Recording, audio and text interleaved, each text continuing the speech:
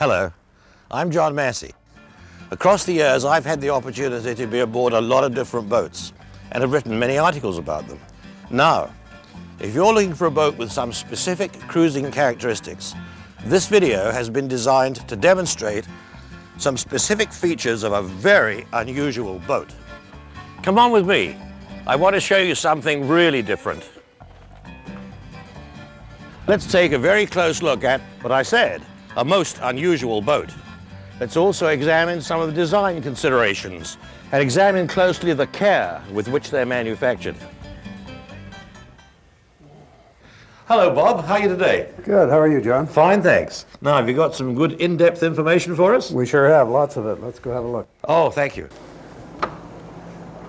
Well, we've got a boat over here, John, that's just about finished. It's just about a week away from... Oh, it really looks lovely. It just needs a bit of cleanup, mostly. Yeah. Now, Bob has designed a truly unique boat that has very impressive benefits.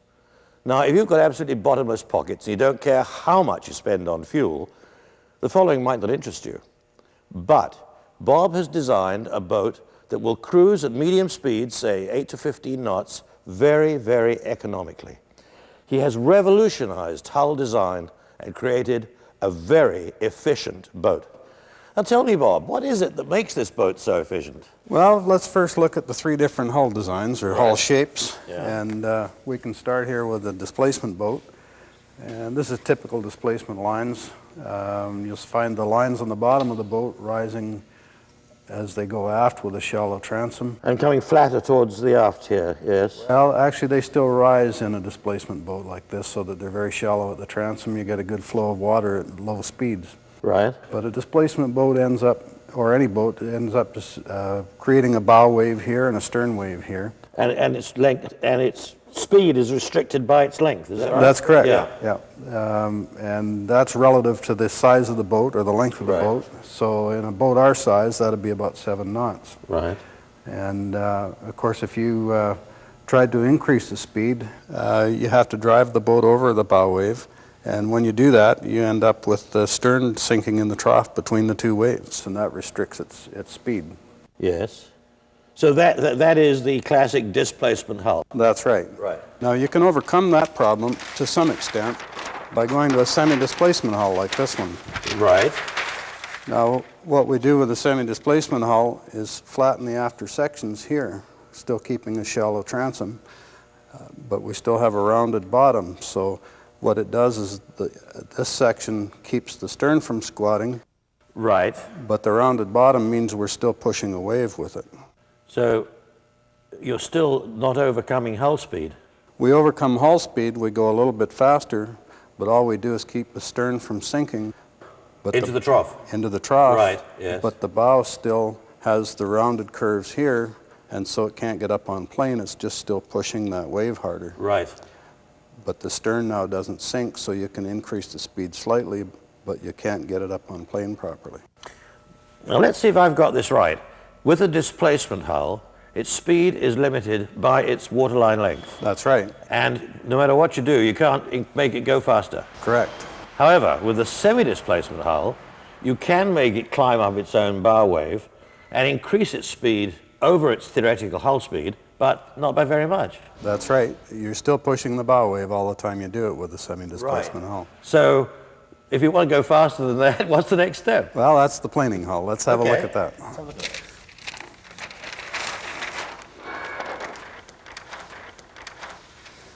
So what we do differently here is the bottom lines are parallel to the water line. Right. And we have a deeply immersed transom. We have a big cube shape here. Right. And that makes a big wave when you try and push it. But if you put lots and lots of power to it, get it up over its own bow wave and skimming on top of the water. And then the whole hull gets on top. That's right. But it takes a lot of power to get it over its, on top of and over its own bow wave. That's right. But once you get enough power in there and get it to overcome that wave, then it can skim on top of the water. But as it tries to get up over the wave, the power to get it up over top with that large cubic area is extreme, and it's very inefficient at any speed below about 15 knots because of that. And even then it's expensive to run. That's right. So it takes power, lots of power, to move the boat over its own bow wave. This means bigger engines, more fuel, and more costs. Yes, it means more costs. Well now, John, supposing we can design a hull that completely eliminates the bow wave. Eliminates the bow wave? Well, I can see a lot of advantages in that, but how would you do it? Well, the secret's in the keel-form hull. Keel-form hull? That's right, I'll show you what I mean. Right. If you look at the running lines on the bottom of the hull here, you'll find they're still parallel with the water line, like a planing hull. Right. But the transom is immersed very shallow, as it is with a displacement hull. Right. And the way we get away with that is we take 25% of the volume up from this area and put it in the keel. And we can see that easier if we come over here and have a look at the end view of the keel. And we take that same volume and stretch that out into a long, narrow appendage, which we have from here to here. Right. Then that volume we've put in the keel now is far enough below the water line where it doesn't make a wave, because the wave is only made at the waterline surface. So it's two things really then. It's the shape of the keel and the redistribution of the weight below the water surface. That's right. That eliminates the bow wave. That's right. The bow wave is eliminated at any speed, so now let's look at the benefit. The first benefit is there's no need for massive extra power to overcome displacement speed. And so the big benefit is when you want to cruise at medium speeds, between 12 and 15 knots for instance, because there is no bow wave, there's no wave to overcome, and the boat just comes up steadily, not like ordinary hulls. The fuel consumption is still only between 3 and 5 gallons an hour at cruising speeds, and just over a gallon an hour at 7 knots, and the boat's still efficient on full plane. Let's have a look at a fuel consumption graph. Right. First of all, fuel consumption up this side, speed across this way. And the first one you look at is the semi-displacement line here, and you can see the power requirement goes up quickly from about 7 knots here to about 15 knots here, and then it's very high. Let's look at the planing hull next, this line up in here. Right. And it starts just in here around 7 knots where it's trying to climb up over the wave. Goes up quite high as it tries to get over the wave, and then starts dropping down as the boat gets up on top of the water. And you'll see again that's in the area of about 15 knots. Right. Now for the keel-form hull, you can see the line through the middle here. Oh, yes. And there's the critical area between 7 and 15 knots where it's much lower. And a very gradual increase. That's right, and so very efficient in those speed ranges. So the major benefit really of the keel-form design is tremendous efficiency at speeds from 7 to 15 knots. That's right. Well, the performance characteristics are certainly intriguing, and I'm really looking forward to getting out on the water. But first, could we take a look at how the Camanos are put together? Of course, John, you know the boat. Why don't you take a look around the shop? Now, if you're going to make the kind of investment in a boat like this, you want to be sure that everything about it is absolutely top quality. So, let's go and take a close look at how they're made. Come with me, I'll show you. The first critical step is to polish the mold to a mirror-like finish. And the next step is the meticulous and very careful application of the gel coat. Once the first layers of glass are applied, the mold is bolted together.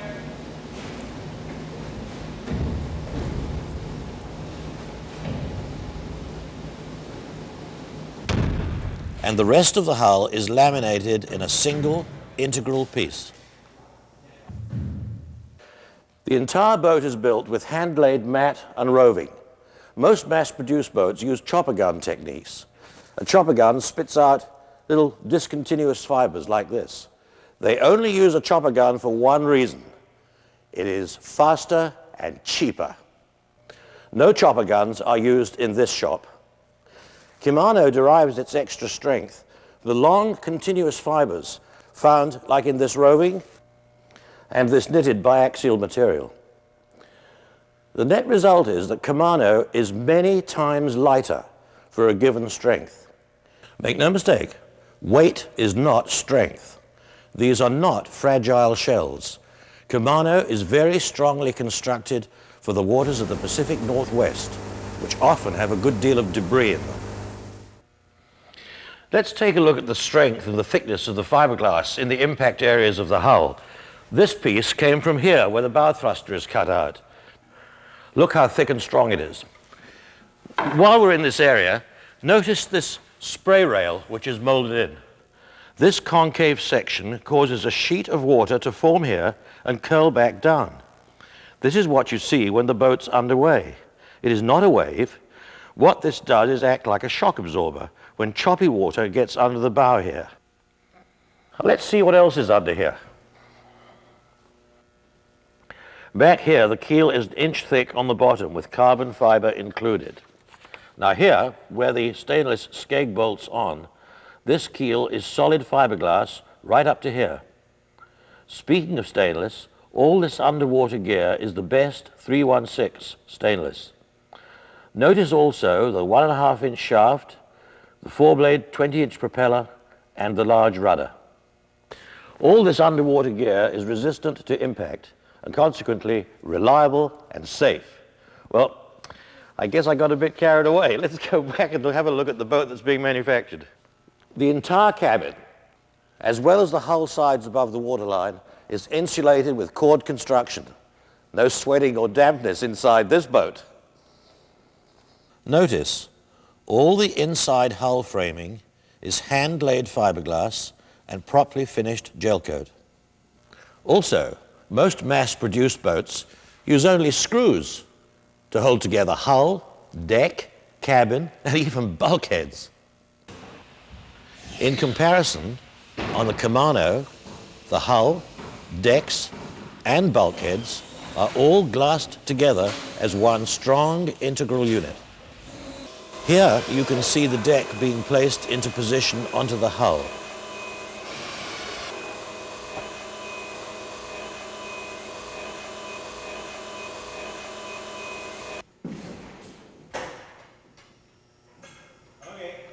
Once correctly in place, It's perfect. the deck is glassed together with the hull for a permanent seal and to create an extremely strong unit. When comparing boats, look carefully into other areas.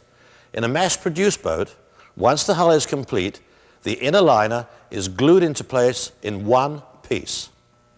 The inner liner will consist of the head, galley, bunks, dinette suite, and almost everything else. Of most importance is once the one-piece liner is sealed into place, everything below it is inaccessible forever. If you have to get at hoses, electrical wiring, fuel tanks, anything for inspection or repair, forget it, unless you have a saw.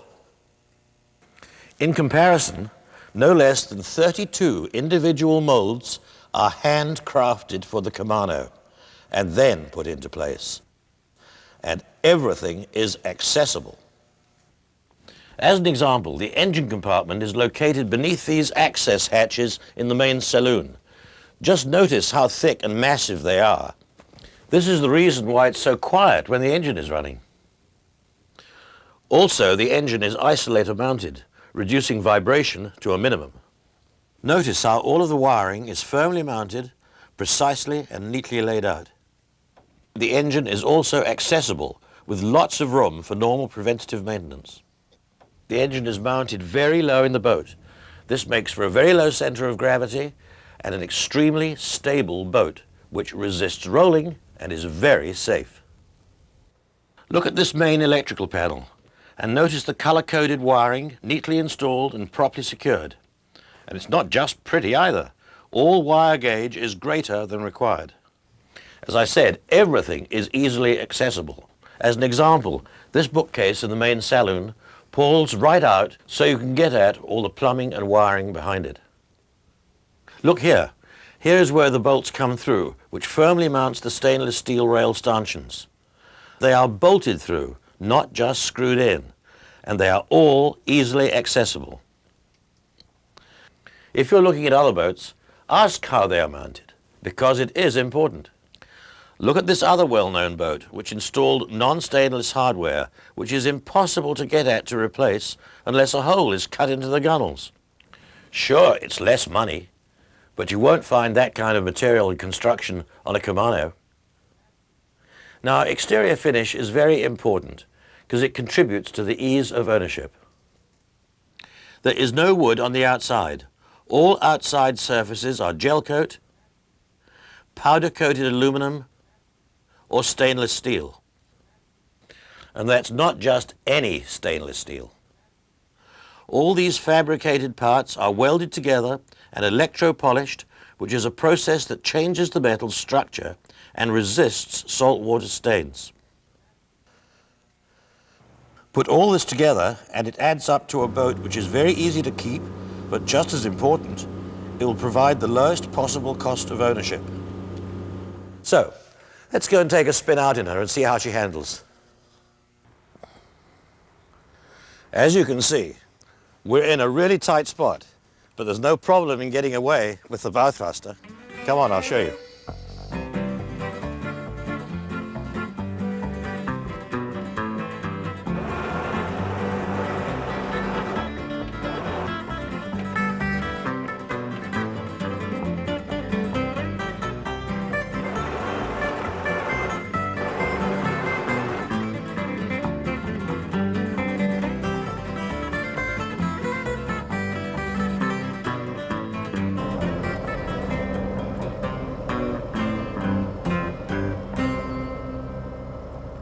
Just notice how these large windows of the wheelhouse give clear and unobstructed visibility.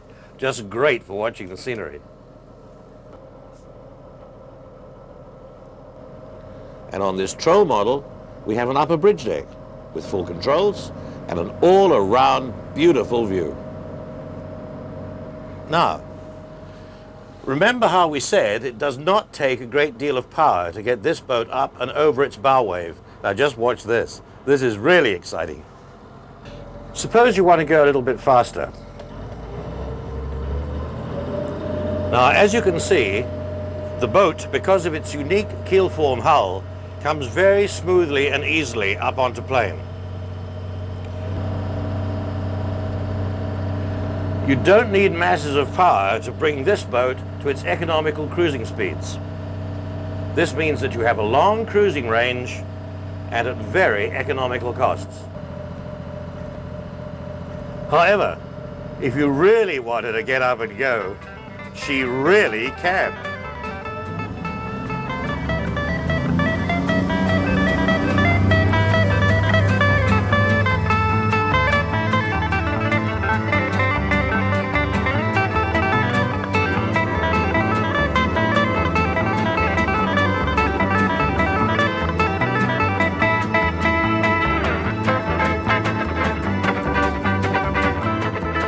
Another characteristic of this boat, which I really love, is that ordinary planing boats at low speeds tend to wander all over the map. They're very difficult to steer. But this boat, even without my hands on the wheel, tracks absolutely straight at any speed.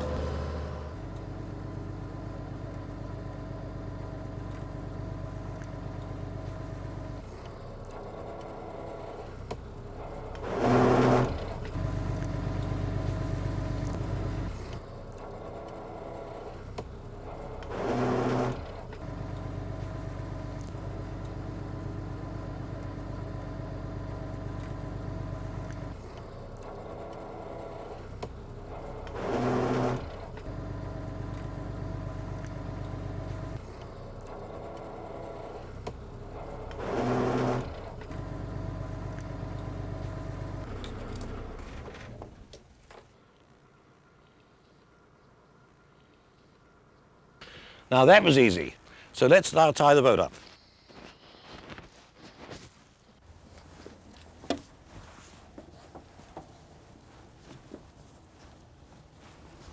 Now notice that when coming ashore, I didn't have to leap down from a pilot house or jump onto the dock from a deck. That's because our swim grid is at the same level as the deck. Makes it nice and easy for us older guys. I've had 2 hip replacement operations, and I can still handle this boat single-handed. Come aboard and let's have a look at the accommodations. Now, coming aboard or going ashore, you're only a few steps away from the controls. Now, let me show you something about the dinette. As you can see, there's lots of open space in the living area on this boat. Whether underway or in port, it's a real pleasure just to be able to sit here and watch the world go by. Even sitting here, I can see everything. I don't have to get up to enjoy the view. And this dinette makes down into a second berth, 6 feet 7 inches long and 4 feet wide. And beneath it, there's extra storage for your guests. Now let me show you another couple of things that I think you'll really like. It's a bit warm in here now. As you can see, the interior of this boat is absolutely beautifully finished with hardwood joinery by some of the world's best craftsmen. Now, let's take a look at the galley. This galley is finished in matched gel coat and formica. Really easy to keep clean. And notice the 4-sten stove, only the very best. There's lots of storage space. A cutlery drawer, a cabinet for your dishes, an eye-level fridge. Here, have a Coke, Bob. Thanks, John. You see, even when you're working here, you still stay in contact with your friends. Now, right behind me here is the head. Let me show it to you. This is the head and shower area, and it's all molded fiberglass. There's extra storage space here, a screened port light here, easily accessible plumbing here. Notice it even has labels on it so you know exactly what you're looking at, and a medicine chest here. And, perhaps even more interesting, very easy accessibility to the beautifully laid out wiring behind the control console. There's a large double hanging locker here and 2 big drawers under the V-berth. And speaking of storage, we've this huge roomy locker under the afterdeck. Well now, here's a really comfortable V-berth for 2. Lots of light and air from the hatch and the screened port lights. And notice, 5-inch cushions for really extra comfort, and underneath, ample storage space. The storage space is lined with fabric, which helps keep them both dry and clean. Oh, what a great place to relax. You know, it's really great to be able to relax at a place like this and just read or whatever. You know, I love this forward V-berth. It's so airy and roomy and light and comfortable. You know, I'm over 6 feet tall and there's lots of room for me to stretch out. I also like being able to turn my head, look out of the port light into the bay, just to be sure we're still safely anchored.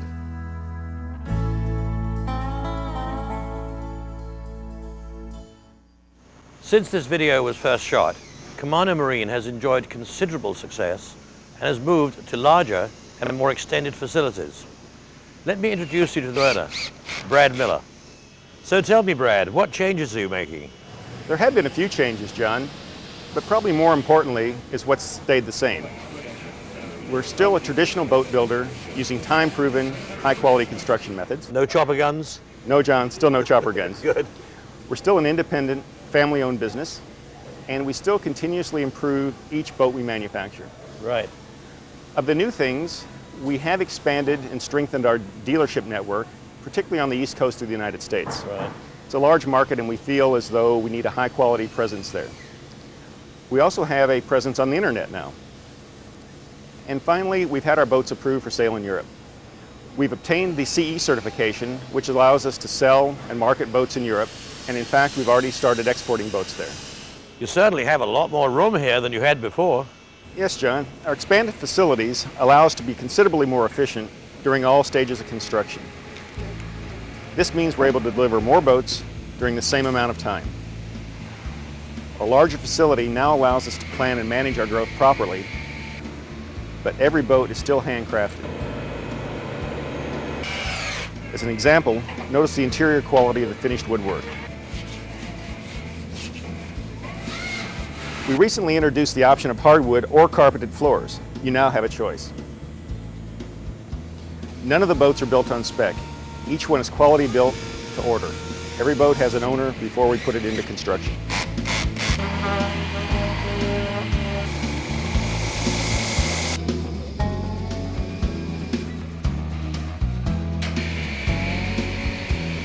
When completed, I run each of the boats through sea trials personally. If anything isn't just perfect, we fix it so it is perfect. Over the years, the Camano remains in demand for a number of reasons.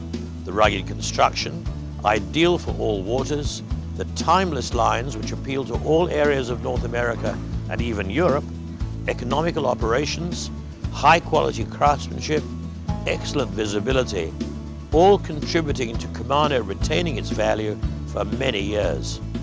The Camano is truly more than a purchase. It is a solid investment in cruising comfort.